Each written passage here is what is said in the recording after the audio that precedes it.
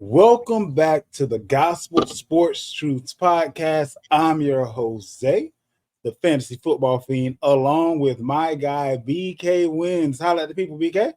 Hey, y'all. Hey, make sure that you go check us out on YouTube at the Gospel STP. Also, join the Facebook group, the Gospel Sports Truth Facebook group. You can actually see the show as well as how we've been on audio listening to the show. We definitely appreciate you still doing that. But if you actually want to see the show, we will be at one of those two spots. Check us out on both or either. With that being said, there is a lot to talk about on one of my favorite shows of the week, the Gospel Sports Truth Podcast, where we go over a little bit of everything concerning all things sports. Let's start out with the good word of the week. What's up first, BK? So we're going to channel a little hammer here. Legit or quit? NFL edition. So going to ask you first, do you think the Saints are legit or should we quit on them? I'm going to say quit. I know they had those first few games that, the offense was off to a ridiculous start, but I think they'll regress back to the mean. And when it's all said and done, I don't necessarily trust them to do the same thing throughout the season. They have a few other teams in their division that I actually like better than them, being Tampa Bay and also the Falcons. So it's going to be difficult for them to hold serve throughout the year. Now, if Devontae Adams happens to find his way back to his best friend Derek Carr, that may change a few things, because then you have three guys that can score a touchdown on one play, all on the same team as far as the wide receiving core is concerned, between Adams, Olave, and Rashid Shaheed. So, but right now, I don't think they're going to end up rising to the top by the time all things are said and done. So I'm going to say quit. All right, and I can see that too, because I think it's a 3-team race, right? We know the Panthers are terrible.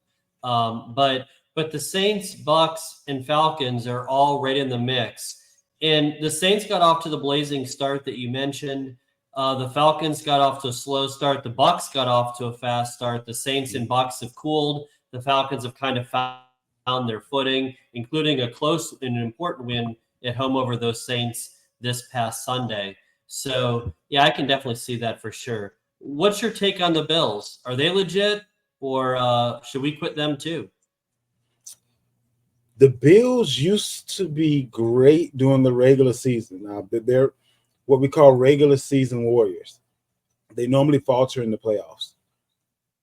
Now they've taken a step back, not having a true number one wide receiver.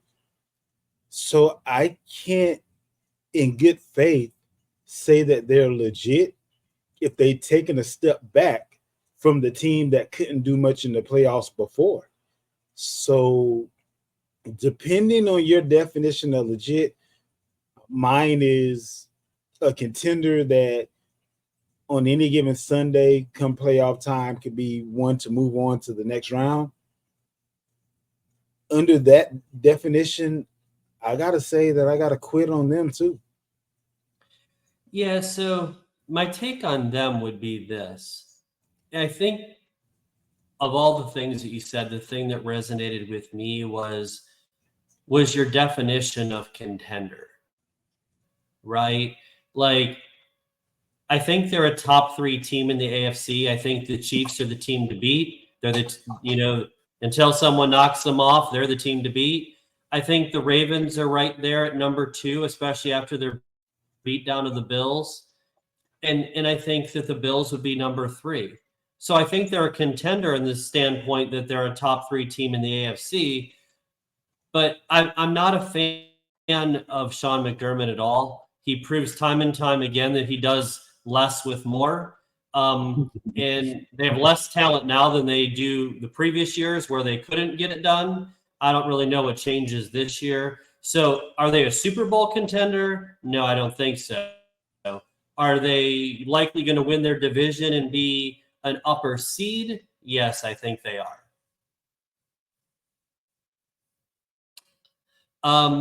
curious of your thoughts on a few other teams. What are you thinking about the undefeated Vikings and also my Commanders who come out of nowhere to take the NFC East lead?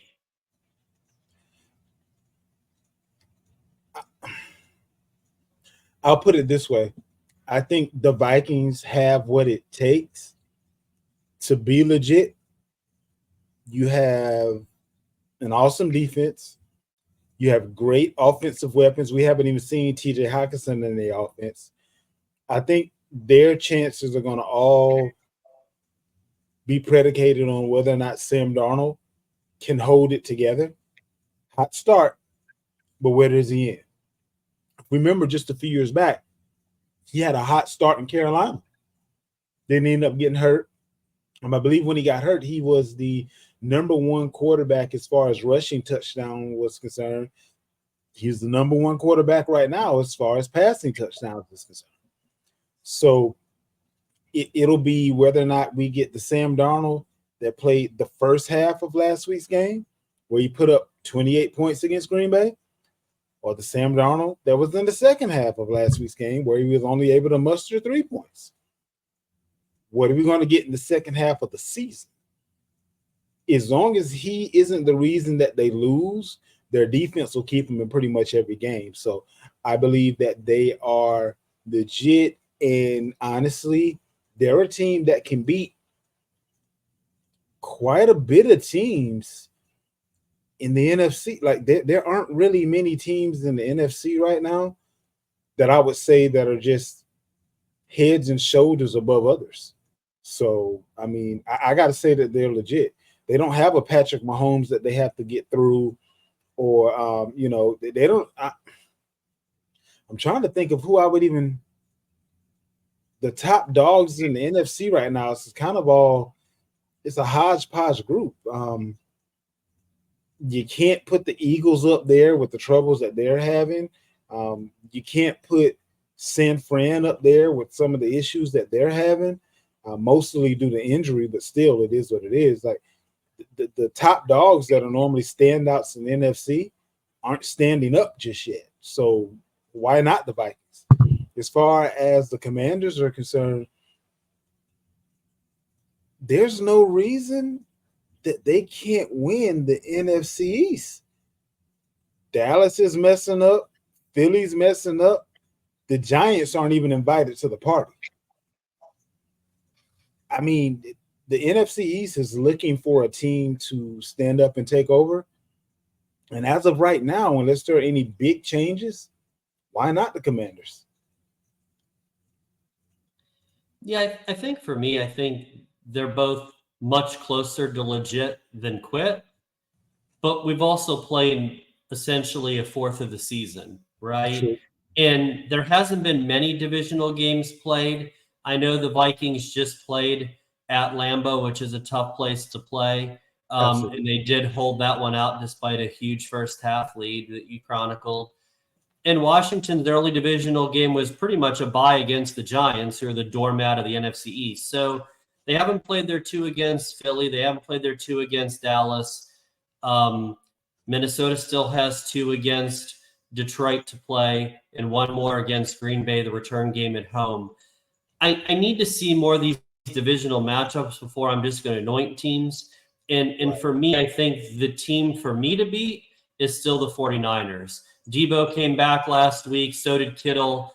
They both looked great. That defense is legit. They know how to win. Again, they're 2-2, 4 games in.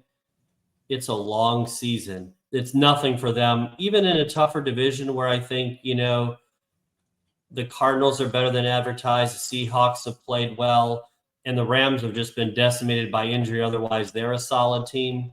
I just feel like when the dust settles, we'll be talking about the 49ers were the team to beat. And the thing about that is with the 49ers, they tend to get in their own way a lot of times as well. You may have Green Bay and the Vikings vying for top teams in the NFC East. The reason I'm still putting Green Bay in there is because they have a winning record in the first fourth of the season without their starting quarterback being there for several of those weeks. So, I mean, I don't think we've seen the best out of them.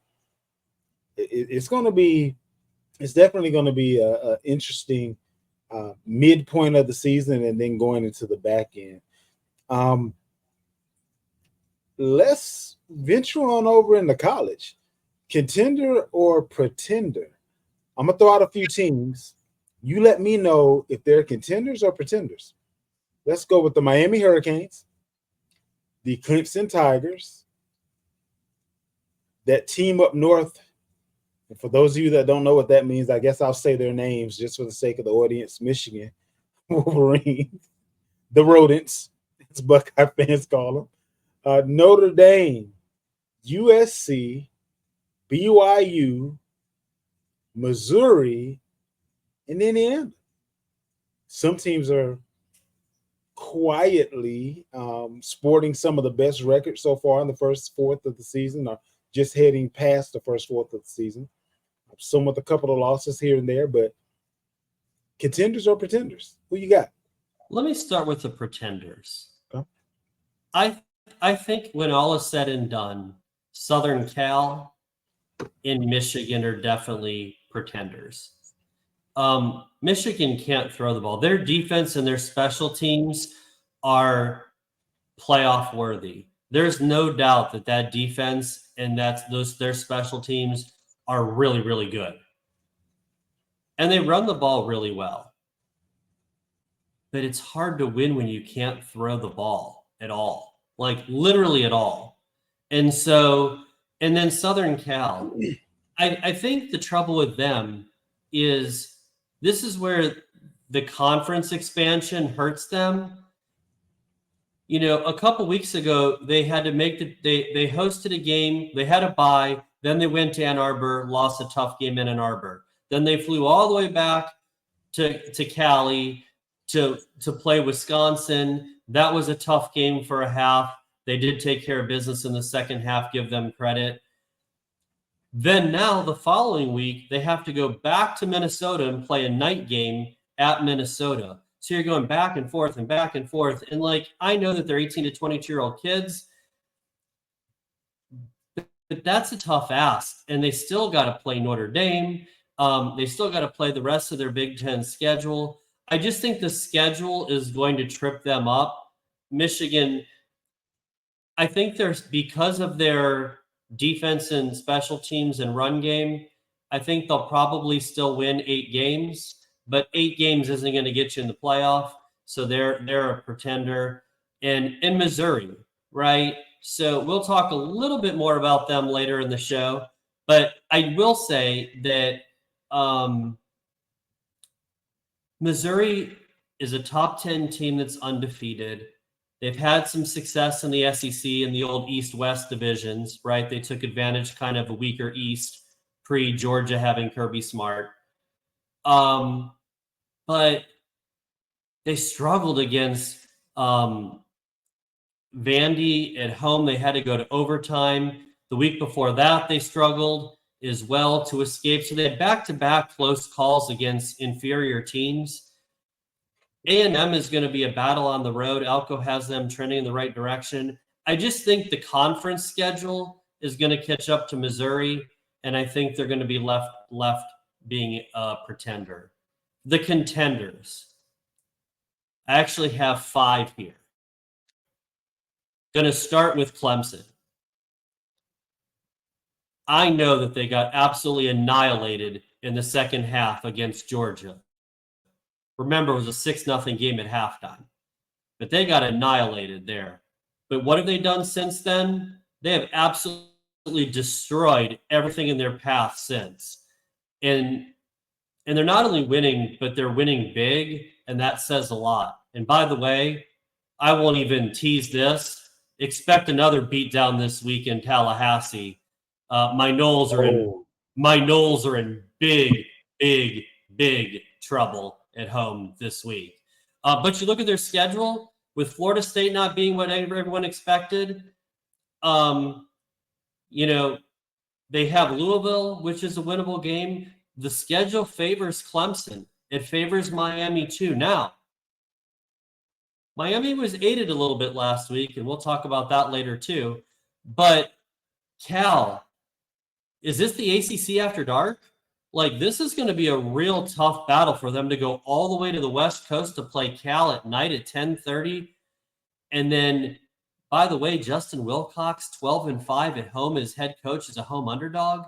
Like, I don't know. Like, and by the way, Wilcox and the Bears have seen Cam Ward because remember, he played at Washington State.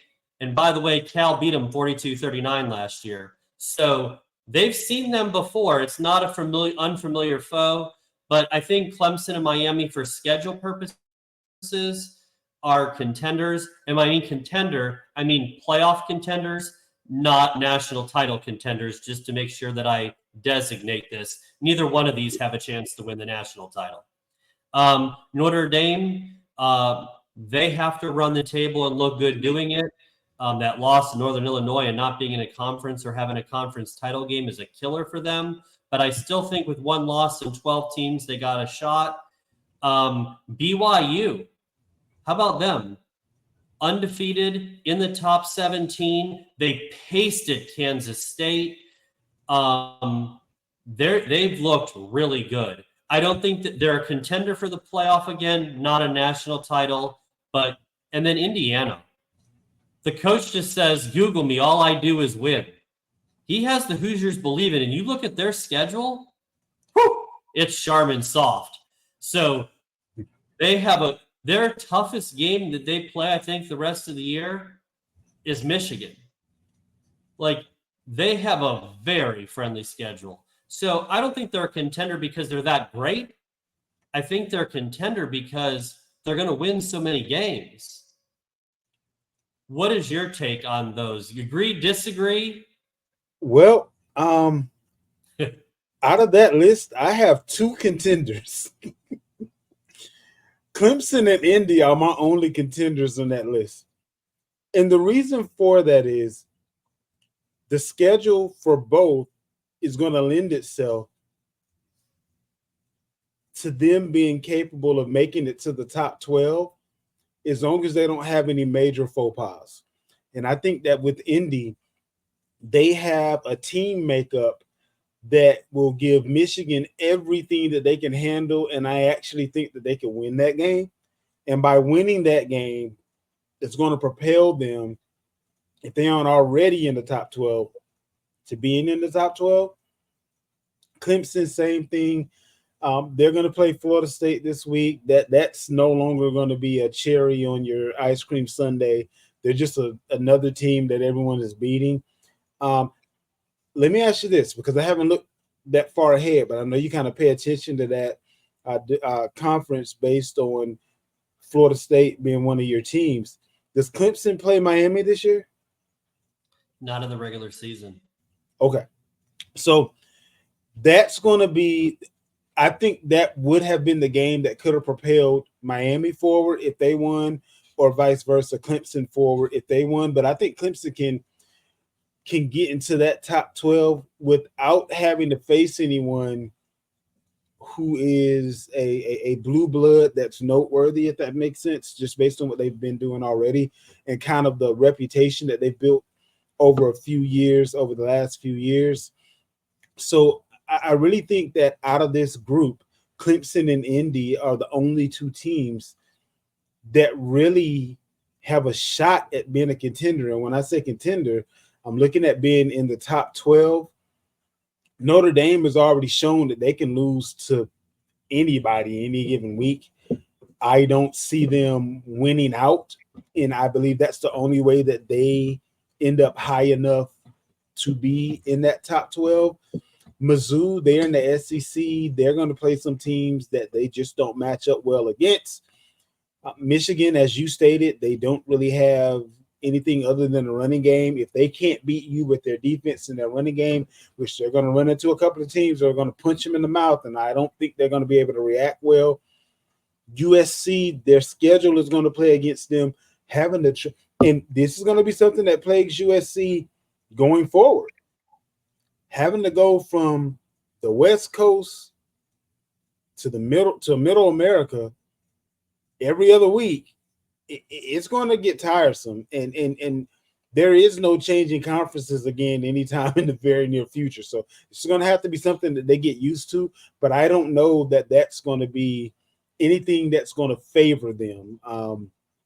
At the same time, a lot of the teams from the Midwest, so they're going to have to travel out west because all of their games won't be away. Some of them will be at home. So maybe they can take advantage of those games. We'll see how that goes. But I have two contenders out of that bunch, Clemson and Indy. And again, my definition of a contender are the teams that I believe have an opportunity to make the playoffs. And the only reason Miami isn't in there, I believe we saw their true colors against Vitek, and they should have lost that game, humble opinion. And if they could lose to them, they could lose to several other teams that will be in front of them between now and the end of the year. Unless they end up beating Clemson in an ACC championship type situation where all of the Power Five conference champions go to the playoffs, that's the only way that I see Miami getting there. And I believe Clemson would be able to win in that sort of a game. So that's kind of where I am as far as contenders or pretenders as far as college is concerned. Zay, real quick, let me ask you. I know we normally get into this in the later part of the show, but I'm sure you saw this when I sent this over your way. So, I do future bets, conference champion bets. And so I had Clemson plus 280 to win the ACC. I just felt with DJU being quarterback at Florida State, they were going to be in trouble. Not this bad of trouble for the record, but I felt like Clemson would be the team to beat. Just because I don't trust Miami, and one of the things that makes me wonder, and I think part of this played into last week's game, which is how do you handle success when you're not used to having it, and can you handle the pressure? Like Clemson's used to being in the top 10 every year, under Dabo. They're there all the time. Miami hasn't been relevant in 20 years. So, this is a huge thing for them. And I wonder, can they handle success? We'll find out again on Saturday night. But I think they're going to have some stumbles along the way, whether it be Cal, Louisville, or whoever. But I think they're going to have some trouble. But in the Big Ten, I took the Buckeyes plus 150. For me, it's a two-horse race, Ohio State or Oregon. We'll see them next week, I believe, in Eugene. The Buckeyes play them, I think, next week. But I think Ohio State will win the conference. And then in the SEC, I had Georgia plus 225, but I also had Bama plus 700 because they had, anytime you can get Bama plus 700, like I feel like you're stealing. Like that just felt like a principal bet. And I told you before that Kalen DeBoer, he wins no matter where he is. I just feel like he's still got talent and Saban's still in the building. I just feel like that team is going to win games, especially with Milroe. But anyway, what do you think about those four teams in those three conferences? I think you're spot on with Clemson. I think you're spot on with Ohio State. After the Bama-Georgia game that's already going by,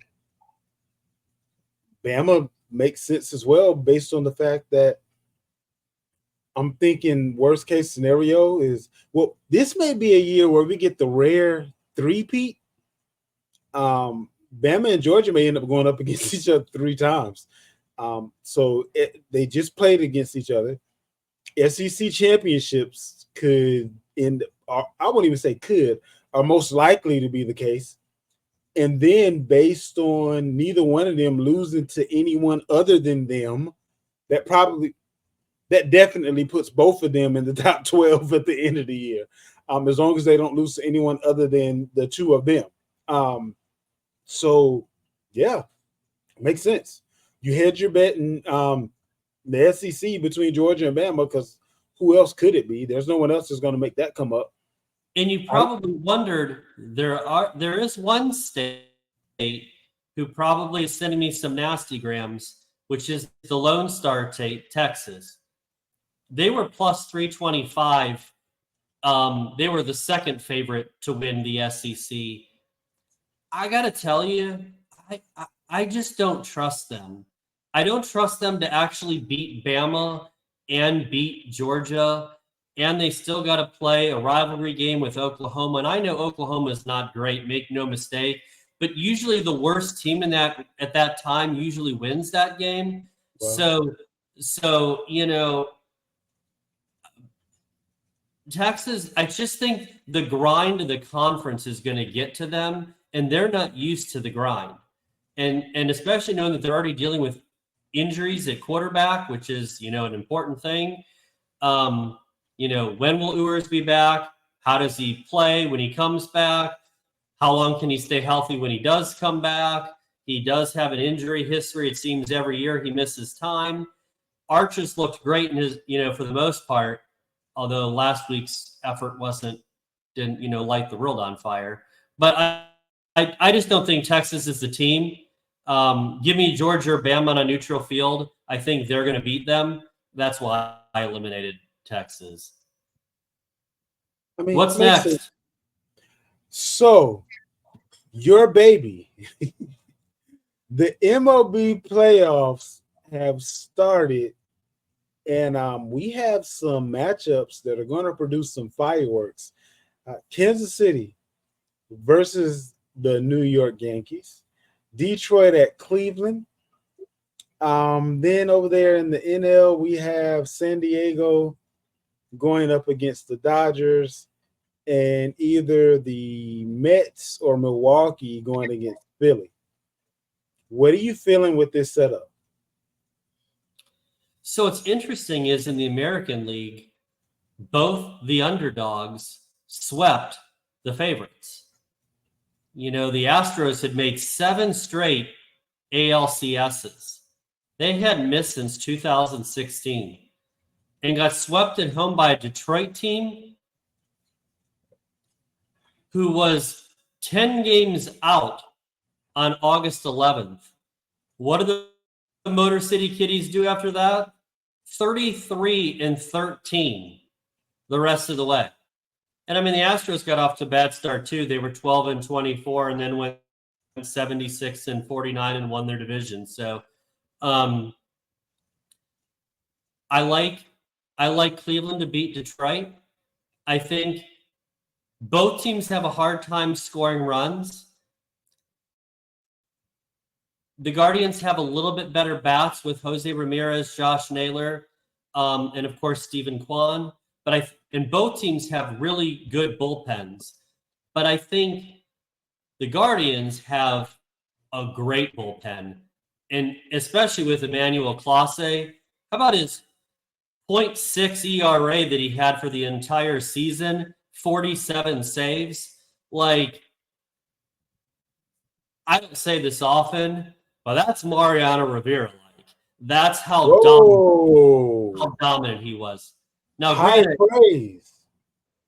Granted, that's off of sacrilegious, BK. Granted, Rivera did it for 15 years, but Clase has been outstanding this year. But their bullpen is loaded. If they can make it a 6-inning game and get the lead after 5 or 6 innings, good night. I think the Guardians having home field advantage will be a huge deal in this series. And while the Tigers have the best pitcher and AL likely Cy Young winner Skubal, I do think that because he's not starting game 1 because he had to play the wild card round, pitch there, I think it sets up the Guardians to win that series. Kansas City, they made the playoffs having 2 7-game losing streaks to close the year. Like that, I don't think I've ever seen that late in the year to do. Yeah, it doesn't happen. They have really good pitching. Their bullpen is good.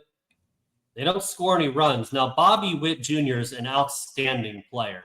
And if it wasn't for Judge or even Soto, he would be amongst the conversation for AL MVP. But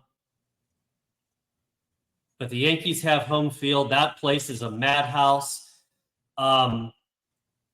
They have the better starting rotation, I believe. They have the better offense in Judge and Soto. Oh, and by the way, Garrett Cole probably will pitch twice. So if they need him to, the pitching lines up. I think it's going to be the Guardians versus the Yankees, and the Yankees are going to go to the World Series. So here's the thing, BK. Mm-hmm. I agree with you, but I don't know if I should. The reason I say that is this. This is the reason I say that.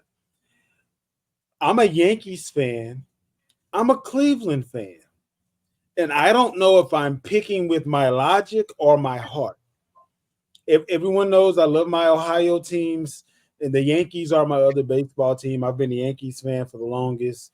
Don't even exactly know how I started following the Yankees, but I have, and it is what it is. When you live in Ohio, sports is Ohio. Like whatever sport is going on at the time, you're going to become kind of ingrained and engrossed in it. So I've been following the Guardians since they were the Indians way back. I think I started following them maybe around 2005, 2004, somewhere around that time frame. Shortly after I moved to Ohio, because one thing about Ohio is if there's a team that's playing, you're going to be able to see their game, and most other games aren't going to play if their game is playing. So if you like the sport, you're going to watch that team play. Is basically what's going to happen. I just don't know if I'm picking with my head or my heart, but I have the Yankees and Cleveland going to the ALCS, and then I have the Yankees moving on to the World Series, and I actually have them. And I think I may have done this so that way, if I'm right, I was right. But if I'm wrong, my team won. So I had them losing to the Dodgers in the World Series. So if I'm right, I get to say I'm right. But if I'm wrong, my team wins, and that's a win-win situation. And that's how I like to live my life, BK. So yeah, Yankees versus the Dodgers. I do have obviously the Dodgers. Well, I have them taking on San Diego in the NL finals there, and I have them coming out on top, going to the World Series, playing against the Yankees, and I have the Dodgers coming out on top simply because they've paid enough not to have very many holes in their team, barring injury, and if all things do come together at the right time, the Yankees have several positions of strength, but they also have several positions of opportunity or areas of opportunity, if you will. And the Dodgers, they just, barring injury, don't have very many holes to fill. So that's kind of where I'm at. Now, as far as the World Series is concerned, I feel like I'm picking with my head and not my heart, but my heart tells me to go with the Yankees because I want to be right and my team wins. But that's just kind of where I am with that. So who's your pick between San Diego and the well, depending on if it's Milwaukee or Philly, we'll see how that goes. But who's your pick there, and who do you have going to the World Series on the National League side of things? Yeah, so right now it looks like Milwaukee is leading the Mets, which would Okay. set them up with a showdown with the Phillies. I do have the Phillies winning whoever wins this series. I have Philly advancing to the NLCS. But I have actually the Padres beating the Dodgers. We've seen this story before. The Dodgers spend a lot of money. Okay. They win their division. I think this is 11 out of the last 12 years they've won their division. The only year they didn't win the division, they won 107 games, and the Giants won 108. So, it's just a crazy year. But ask yourself, in those 11 years prior to this one, how many World Series wins do they have? True. They have one. They're like the Braves of the 90s. They get there all the time and never cash it in. And so, they find a way to screw it up. And Dave Roberts, you talk about managers on the hot seat. Aaron Boone and Dave Roberts, I don't know how they're going to sit down in the dugout because I think it's going to be painful for them to sit. That's how much pressure they're feeling. How far do the Yankees have to go for Aaron Boone not to be on the hot seat? Do they have to win the World Series? I would say if they, well, it depends, right? From a fan perspective, anything less than a title in New York is a failure. We both know this. It's championship or bust. It's like the Celtics or the Lakers or your Patriots under Tom Brady and Belichick. Anything less than a title, the year was a failure because that's the standard. But realistically, given the fact that the Yankees are the best team left in the American League, I don't think anyone disputes that. They beat the Royals 5-2 in the regular season. They hammered the Guardians in the regular season. I think that anything less than a World Series appearance for Boone, he's going to have to answer questions. When you have the best team and you don't win and you have home field advantage and you can line up your pitching and you have the two best players in Judge and Soto, I don't see how you can escape that. And I think Roberts is in the same boat.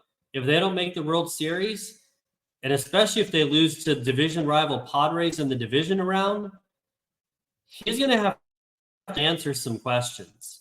And he's not going to like it. You know, I have the Padres beating the Dodgers. I think they have the better bullpen. They have the better starting pitching. Lineups, they both have terrific lineups.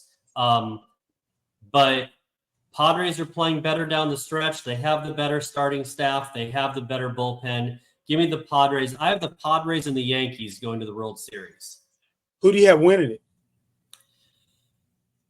I actually have the Padres winning. Okay. Now, is this a I can be right or my team can win and I'm still happy? Or do you just feel what are the Padres? What are their strengths that outmatch the Yankees in your opinion? So you know me well enough to know, and you see this in my betting all the time, that I'm a fan, but it doesn't cloud my judgment when it comes to evaluating teams. I openly told you guys earlier that I'm betting against Florida State this week. Why? Because it's the obvious smart play, right? So the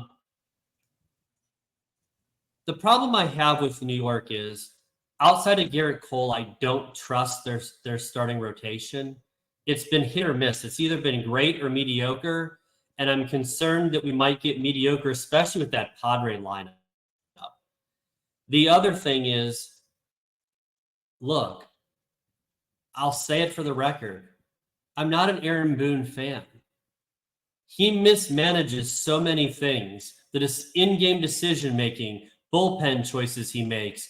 He waited an extra 6 weeks to bench Clay Holmes at closer. By the way, as soon as he benched him, all of a sudden, they got a lot better late in games. Who knew?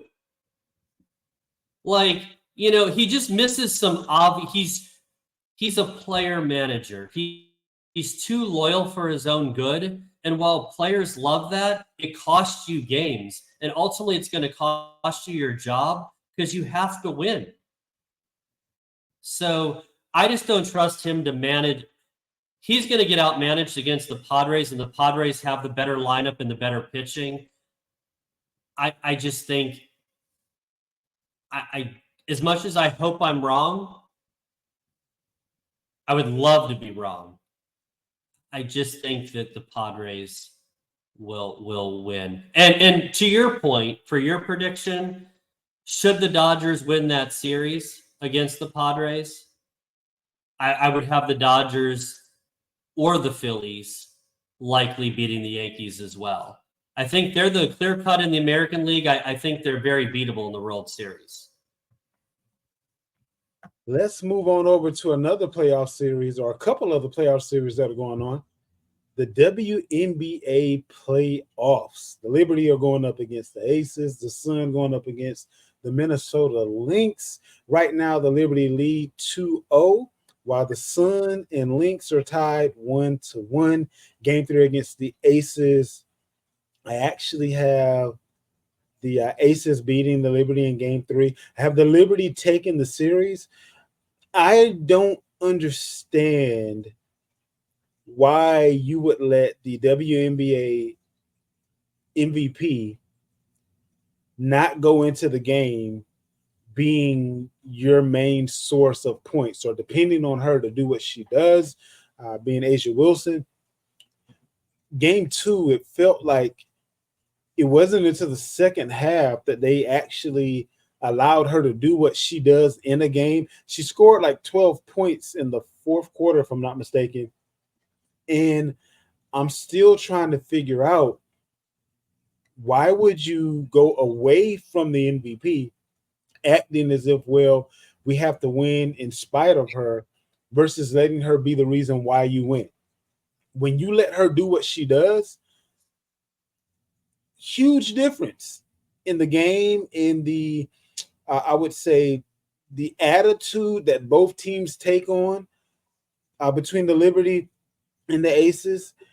And I just really feel like right now they're making the game a little bit too difficult, and they're being a little bit too smart for their own good. Do what you do. Like, don't go away from the league MVP. Don't go away from the first person to score 1,000 points in a year. Like it doesn't make sense. You're getting a little bit too smart for your own good.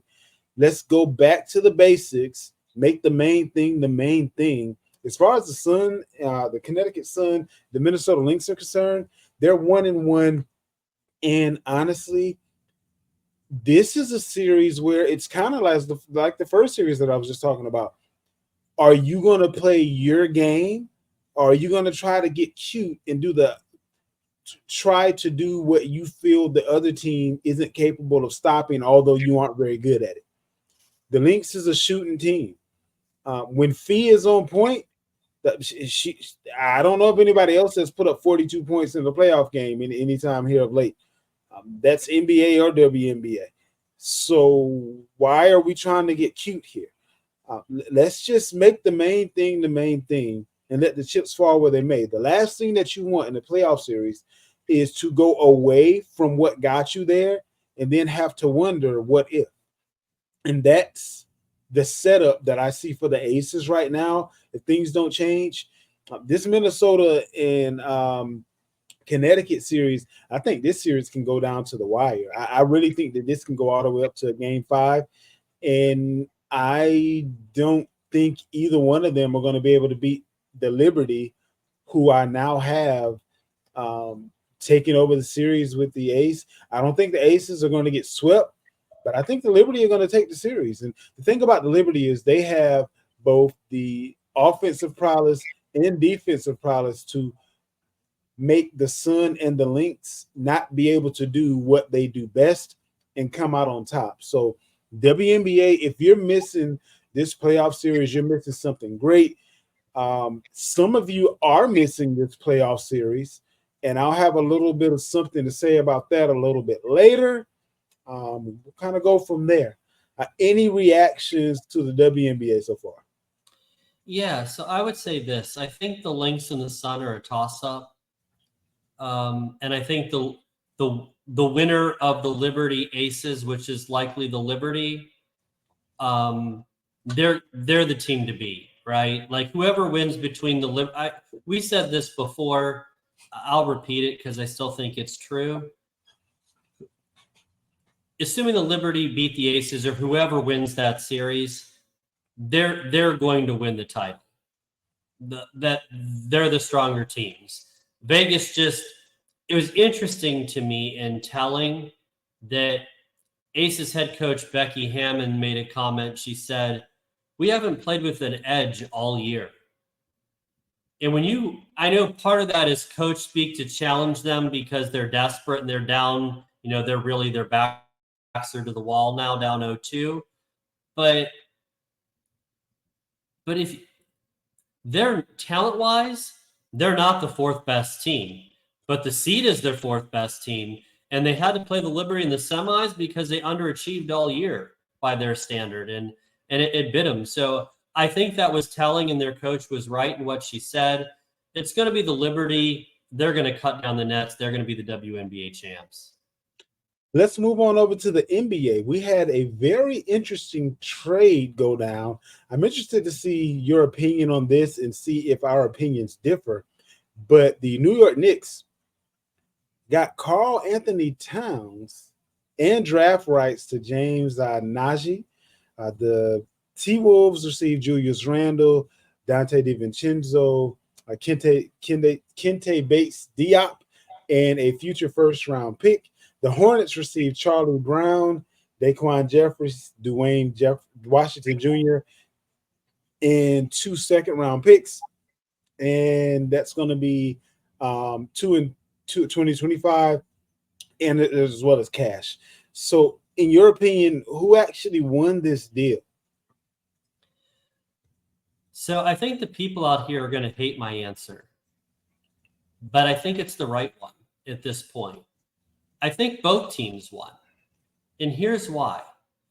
The Knicks accomplished their goal because they needed a center. They got Karl Anthony Towns, right? So he's a bona fide center.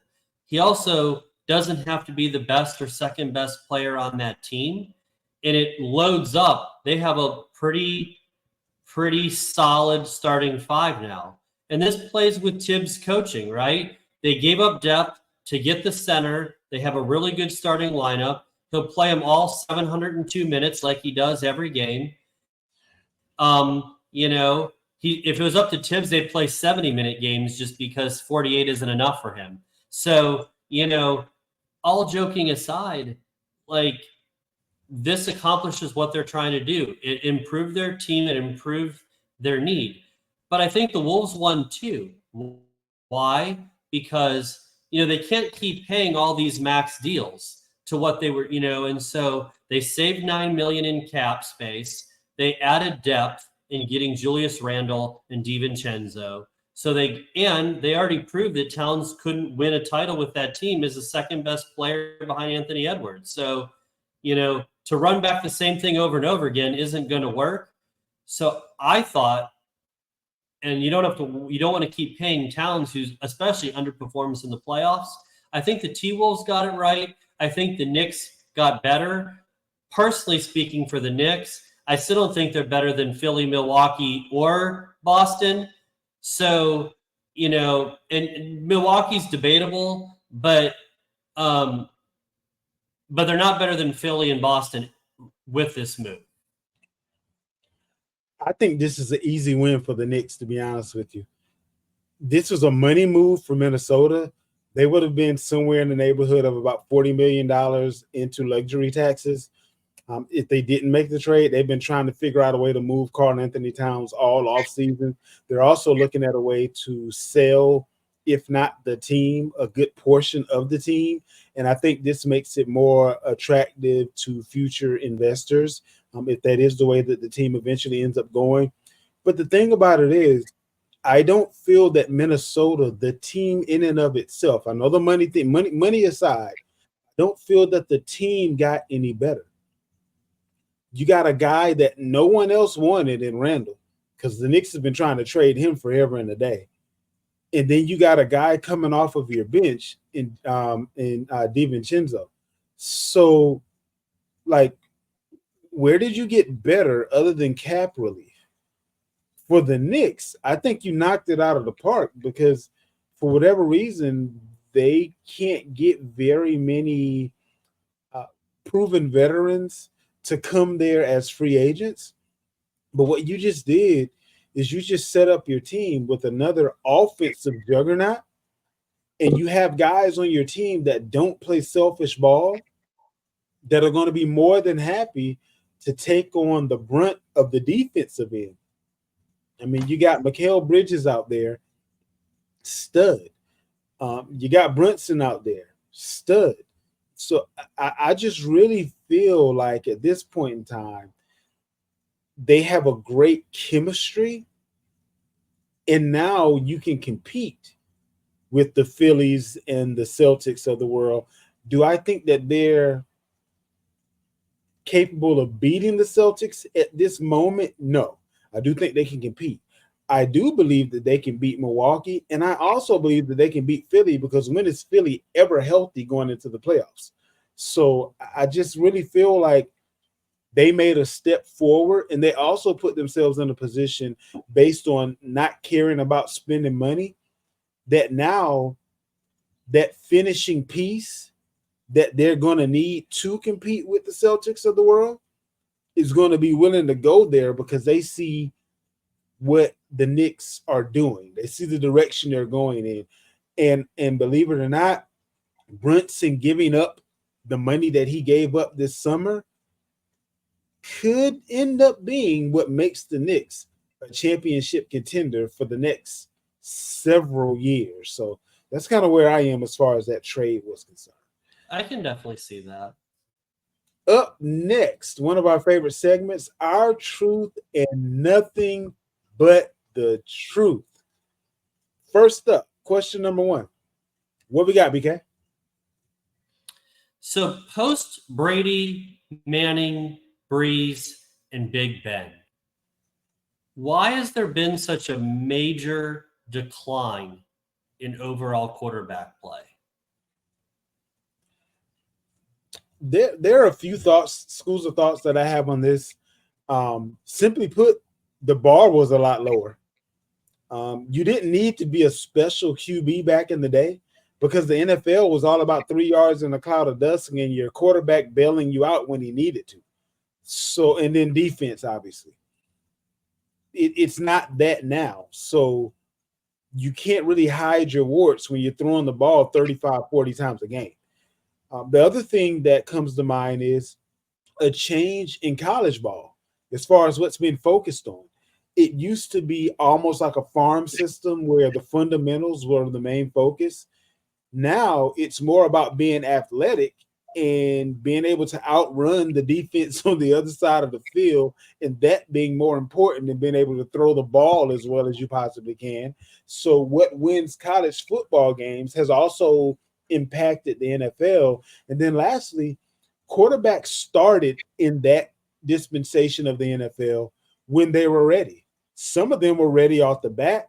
Some of them took a few years, but it wasn't this rush to greatness that ended up having people batted off into obscurity so quickly before they had the opportunity to actually learn the game. We always say how much different the game is, but then we expect for them to come right in and know the game. How can both things be true? So that's the reason why I think that there's been a decline, because we aren't really giving quarterbacks the time to learn the game before they're just kind of thrown out there and it's like sink or swim, kid. So that's kind of where I'm at with it. Yeah, to piggyback off of what you said, I made a list. So of the 32 quarterbacks in the NFL, and there's a couple of these that I'm not even sure that I would want anymore, truthfully, but I genuinely listed 10 that I would have, which are, some of the obvious ones: Mahomes, Josh Allen, Joe Burrow, Justin Herbert, Lamar Jackson, CJ Stroud, Jordan Love, Jaden Daniels. I did have Dak and Jalen Hurts on here only because, but if I'm comfortable with removing them and just taking 8 out of 32, because I'm not really sold on either one of those guys, to be honest with you. But I felt like a third of the league was probably fair. I think the thing for me that is telling is all the things that you said are true. But I'm going to add something, which is the decline in coaching. When we were watching football, there were a lot of really good to great NFL head coaches. I won't run through the list, but there's only probably 10 coaches that I would want. So when you have mediocre coaching, you don't have the development for the quarterbacks. And I just feel like that is a huge piece. Situationally, are you in a good situation? Do you have talent around you? Can you learn the game? They call it, like, do you have that dog in you to learn, to learn the game, right? Like, do you genuinely love football? And then the other part is, do you have great coaching to help make you better? If you're not getting the coaching, then it leaves it up to you to figure it out on yourself. And I'm not sure most of these rookie quarterbacks have the wherewithal to do it. I think that also plays a role in why we've seen such a decline. Couldn't agree anymore. Second up, discuss the NFL quarterback bust. How much does that have to do with being drafted to an awful organization? And does that give a correlation or causation to rookie quarterbacks' ultimate success? What are you thinking? So I think the answer is that the organization matters. When you go think about Baker Mayfield at the Browns. Look at Sam Darnold now that he's with Minnesota. Much better coaching, much better overall team. He's playing with confidence. He has a very good supporting cast. Like, things are in place for him to be successful. Look at Jaden Daniels. Good coaching, really good coaching, talent around him. Played 50. He started 55 games in college. He has experience, and I think that matters too. So, and it was against really good competition. It wasn't against, like the little sissies of the poor. So I think all of those things matter. The situation, yeah. If you're set up to fail, even Bryce Young, everyone wants to bury that kid because he's just another Alabama quarterback who didn't pan out, right? And I understand the narrative, and it's fair. But in this case, do we really know if it was Bryce Young? Or is it the fact that he went to one of the bottom 3 organizations in the NFL? And personally, I'm going to put it on the organization before I ever put it on one quarterback. I mean, I agree. Busts normally reflect a lack of capability to cultivate talent. However, there are some guys that just aren't what we thought they were going to be. Kenny Pickett went to an organization that is as solid as they come. He didn't do very much. But then you have your Mitch Trubisky's and just about every other quarterback that is going to Chicago, and it didn't quite work out well. That's kind of a depiction of the organization. Then you have a Josh Rosen, who was supposed to be the next coming, that goes to an organization that isn't necessarily the cream of the crop, but he has a guy come in right behind him and Kyler Murray that was able to make it shake. So I think 2 things can be true. There's a lack of ability to cultivate talent in some situations, but then there's also in some situations a lack of talent to cultivate. And what was going on in college doesn't necessarily always translate to the NFL as far as the success that some of these guys had. Well, just add one thing, Zay, right? Because I think this is something that I forgot to mention that I think is really, really important. There were a lot of busts like EJ Manuel and Jake, as I like to call him, Jake Footlocker, aka Jake Locker, right? And Zach Wilson, and a lot of quarterbacks, Kenny Pickett. Part of the reason why these are busts is because we know that games are won and lost in the trenches, but outside of that, the most important thing is head coach and quarterback. Well, teams are so desperate because if you hit the right quarterback, it totally changes the trajectory of your franchise. Just ask Washington, right? But if you miss it, then you're screwed. And I think teams are drafting these quarterbacks way too soon. There is no way in the world that Jake Locker, EJ Manuel, Zach Wilson, Mitch Trubisky, Trey Lance. None of these guys were first-round quarterback prospects. I'll say even your boy Drake May, he's not a first-round pick prospect. Now, I'm not saying he's not going to play his way there, and I'm certainly not evaluating him at all at this point.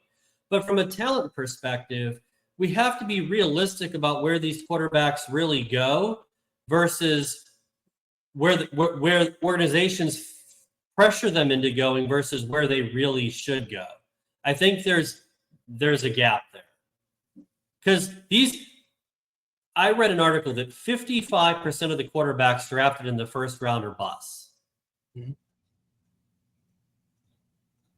Yeah, so here's the other thing to that, though. The teams aren't going to change. And if they don't have a good coach now and don't make a practice of making good decisions, I mean, 3 of the quarterbacks that are on that list all came from one team, the Jets.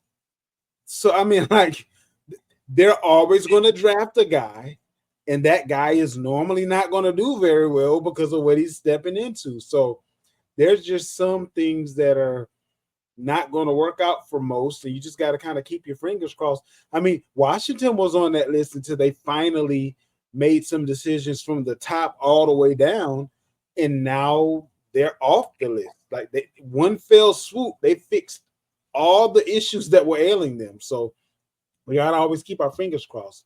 The last thing on Our Truth and Nothing But the Truth, we have a melancholy happy trails to one Pete Rose. And this question is specifically about him, but we also have a melancholy happy trails to another great in Dikembe Mutombo. Just a whole lot going on. It's too much for this 1 week. But with Pete Rose's recent passing, should he now be elected into the Baseball Hall of Fame? So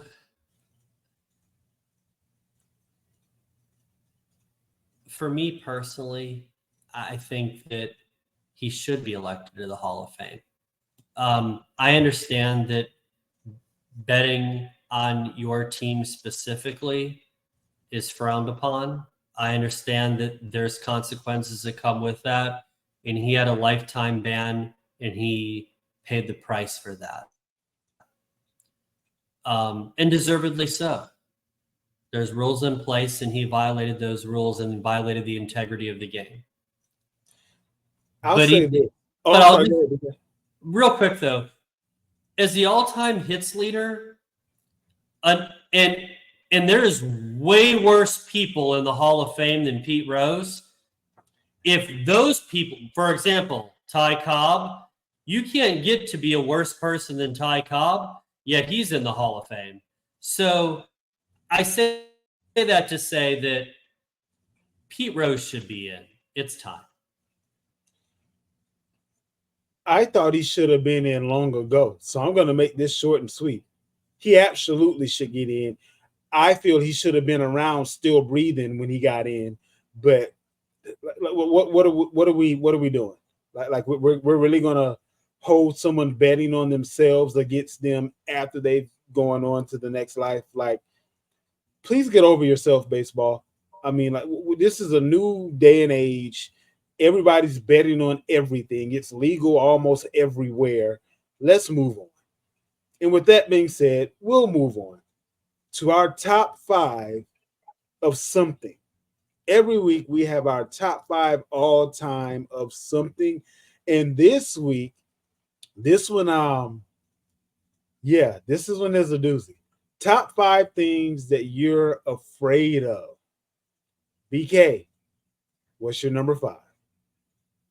My number 5, snakes. For me, number 5 isn't so much that I'm afraid of it as I am with the process. Okay, let me put it out there. My number 5 is roller coasters. I'll even further that to amusement park rides and thrill rides in general. The reason for that, BK, there's some days that I might not necessarily do my job to 100% of the capability that I have. But no one's life is going to be in danger if I don't do my job to 100% of the capability that I have. You're putting your trust in somebody that they did all the checks and balances, tightened all the screws, did all the, maintenance that is necessary for this thing not to go awry. I don't have that much faith in a man or woman whose job it is to make sure that this thing is still doing what it's supposed to do. I just, and Lord forbid, we're talking about the fair. They threw that roller coaster up in a half of a day, and I'm supposed to put my life in danger by riding on it. No, thank you. You guys have fun. Moving right along. Number 4. What do you have? So my last 4 are going to be more genuine, heartfelt ones. So letting life pass me by. You know, we're all guilty of saying, "Oh well, I'll go on that trip next week," or "I'll go here next month," or "I'll go visit my family in a couple months," or "I'm just too busy right now," or "I don't have time," or "I'll get to it." And the thing is we're never promised anything more than today. And so I worry that, it's so easy to put doing off things that, whether it be time or health or, that clock ticking that we don't know about, just missing out on things that I want to do. My number 4. What about you? I can definitely understand that, BK. My number 4, being a married man with 4 children, one of my biggest fears is not being able to provide. I've had a full-time job since I was 15 years old.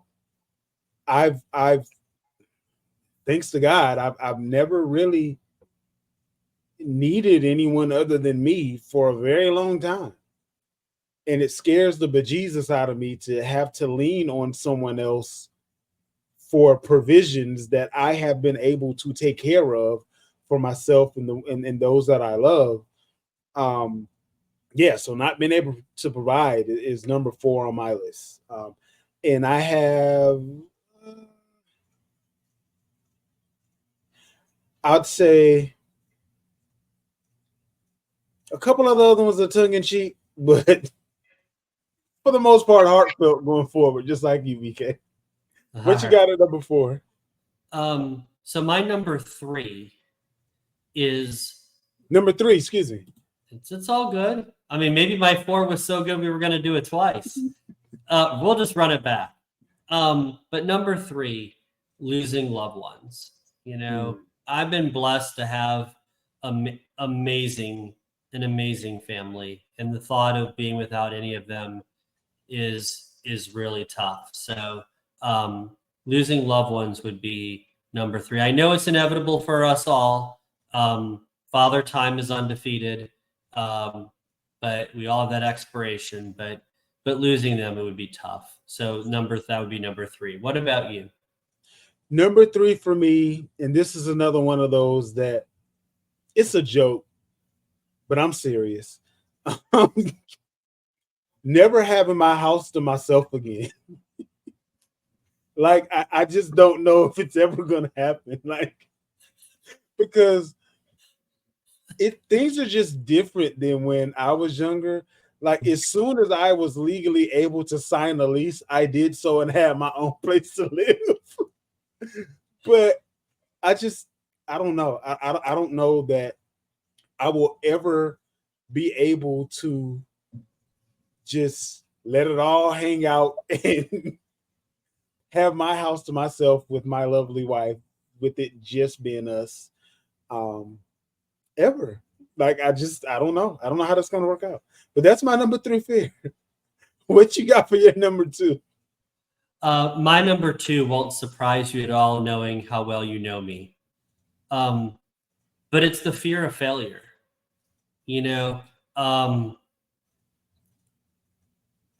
My dad has preached upon me and taught me throughout my life that he's like, B, if you're going to do anything or anything you do, always give max effort, no matter what you do.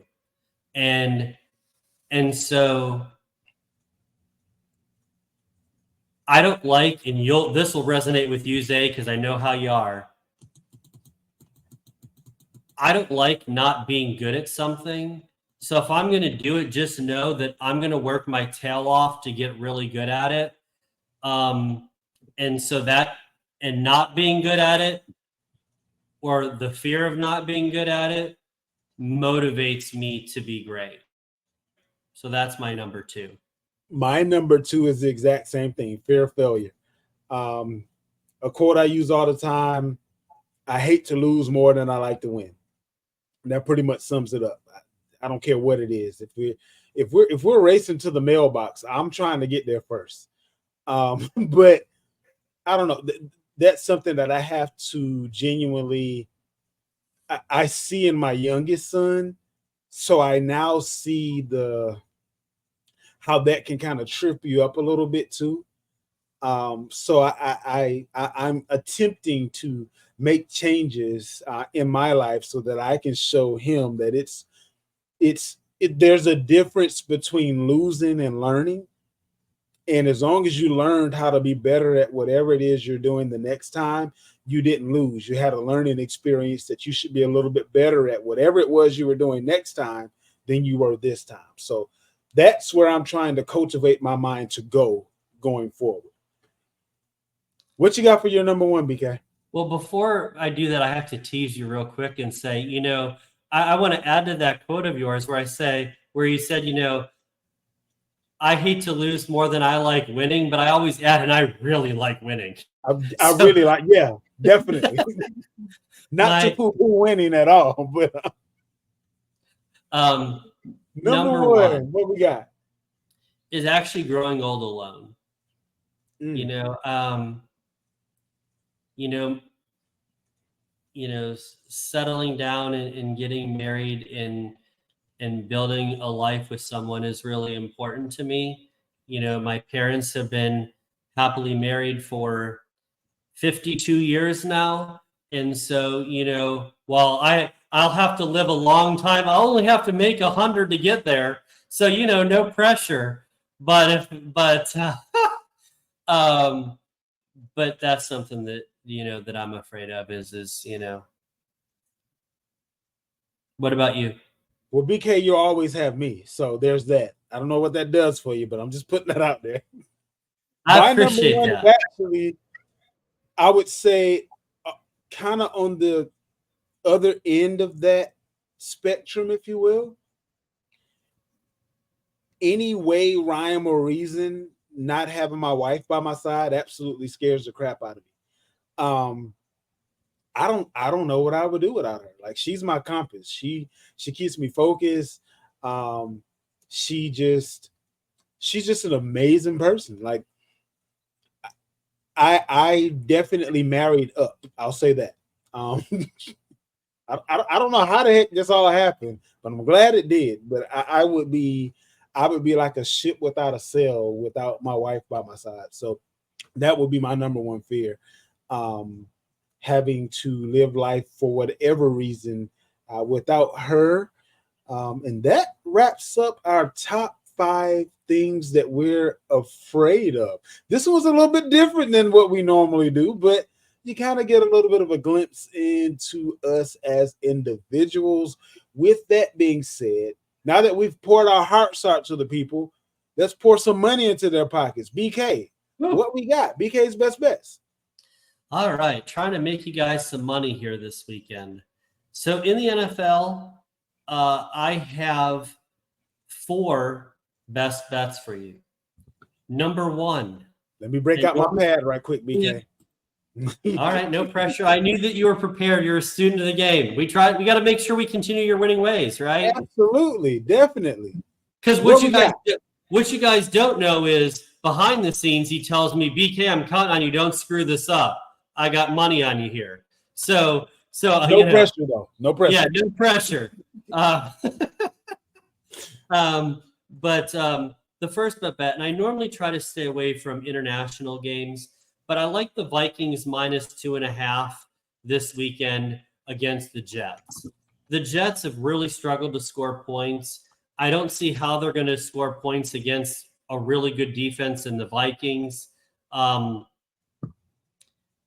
And I only need Minnesota to win by a field goal. Give me the better team on a neutral field to not have to win by more than 3. I like Minnesota. I like it. Number 2, the Washington Commanders, the money line. They're a 3.5 point home favorite over the Cleveland Browns. The Browns defense is legit, make no mistake. It's really good. But Washington's been red hot. I think they're going to get some short fields this week. But give me the money line.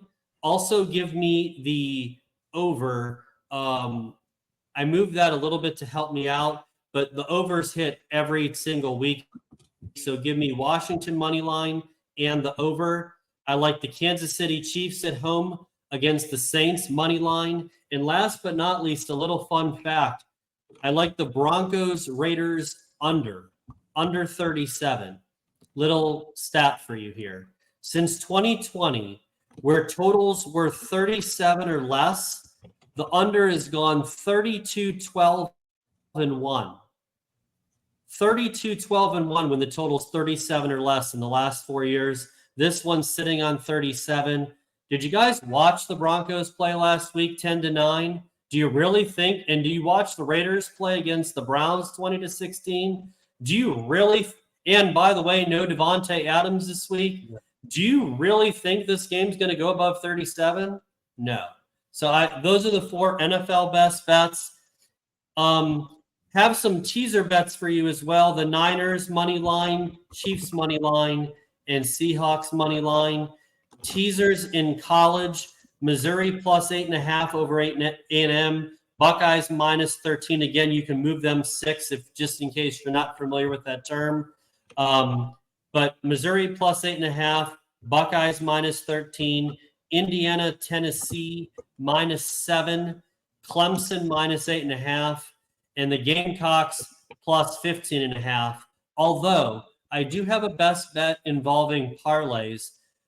Missouri plus 2.5, South Carolina plus 9.5, and then the other parlay, Indiana minus 13 and Clemson minus 14 against the Noles. Those are the best bets for this week. Hope it helps. We're going to cash these out. And that wraps up your best bets for this week. Look, make sure you give us a shout out on the Facebook group when these best bets hit. I've been following the look. BK, I'm gonna have a moment of honesty with you, okay? Okay. I'm just a naturally skeptical person, okay? I've been following the best bets since like before the Olympics. Like when we were talking, like when the Wimbledon was going on, and when like it was a whole bunch of different things going on. And this man was on a streak of the NHL was going on, all that good stuff. This man was, matter of fact, going all the way back to the NBA playoffs of last year, actually. This man was on a hot streak of all hot streaks. So I said, you know what, BK? I'm going to start putting some money on these bets. And because I start putting money on them, I got a feeling that your luck is about to change. But it hasn't. The vast majority of his bets have come through. So, yeah, make sure you're taking a look at what he puts out there with the best bets. And if your logic lines up with his, put a couple of smackaroos on it. And now for the best part of the show, the can't miss weekly rants to wrap up the show. BK, you want to go first or you want me to go first? I'll go first this week. All righty. So,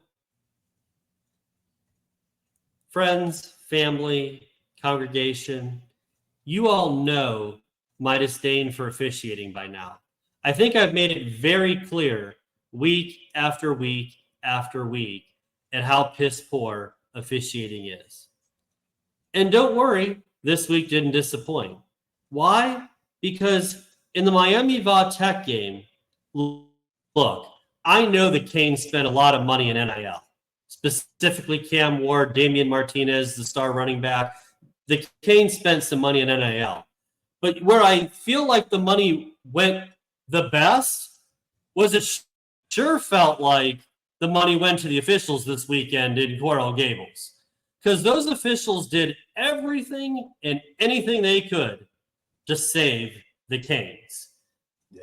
First of all, countless holding penalties that conveniently went against Vatek, but didn't happen against Miami, that negated some really big plays that kept Miami in the game. Secondly, and most importantly, let's talk about the last play of the game, the Hail Mary that wasn't. So Vatek throws a touchdown to close the game. It was ruled a touchdown on the field. They reviewed it. They reviewed it. They reviewed it. They reviewed it. By the way, they still reviewed it. And for those of us who don't know the rule, in order to overturn that in the replay booth, it has to be indisputable visual evidence, video evidence to change the ruling on the field, which there was none. Nope.